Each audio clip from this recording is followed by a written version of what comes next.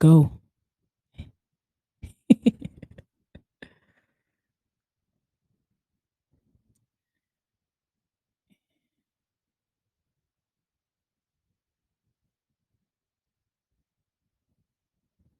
Welcome back to another episode of Overthinking Understanding Podcast. I'm your host, Victoria Moore, and we are back with another episode. How y'all been doing? Last episode went crazy. Thank y'all for that love. Really enjoyed that episode. If y'all see me on YouTube, steady looking up and down, it's because I just got a new webcam and I'm kind of looking at like the computer because I'm used to looking at the computer for the webcam because my last 2, 3 episodes been on there. So I'm retraining myself to look up at the actual webcam because it's not on the computer. If that makes sense to those listening to it, it's not gonna make any sense to y'all. But let's get into this episode. Let's get into this episode. So I'm in this class in the service. It's called MRT. MRT stands for Master Resiliency Training. Master Resiliency Training. And a couple of days into this class, we're talking. They got like skills to help you be resilient. I, I'm training to be an instructor to teach people how to be resilient. And you go into this class. I've been wanting to do this class since I was in the service because it kind of caught my attention when I was a private. So I've been wanting to do this class for a little minute now, and I was excited. Like it was funny because I almost got kicked out of this class. Like paperwork didn't get turned in.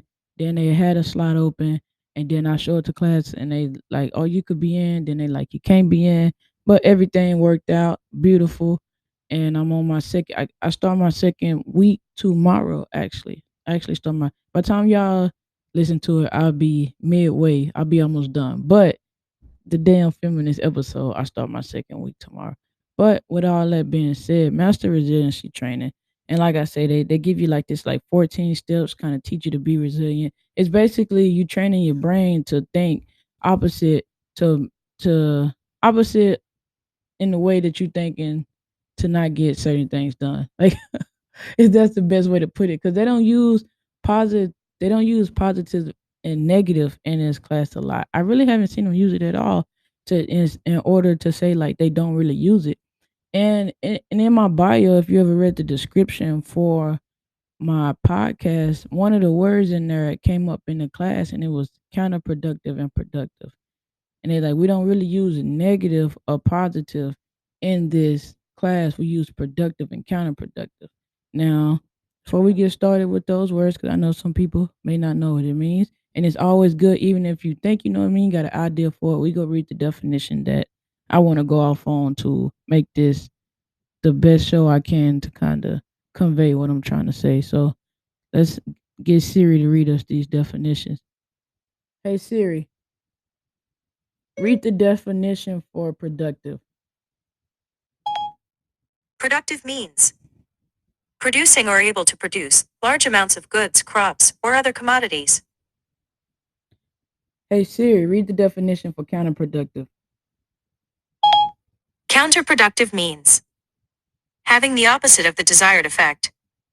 And just like that, all right, just like that. So in my bio, it says counterproductive thoughts is what I want this podcast to be on top of like everything else that's in there. But counterproductive was such a big word that stood out to me for a simple fact. A lot of people be like, let's be positive, don't be negative, and I'm big on it. And negativity is bad if it's stopping you from being productive. So if you've been negative to your stuff and it's stopping you from being productive, that's you being counterproductive.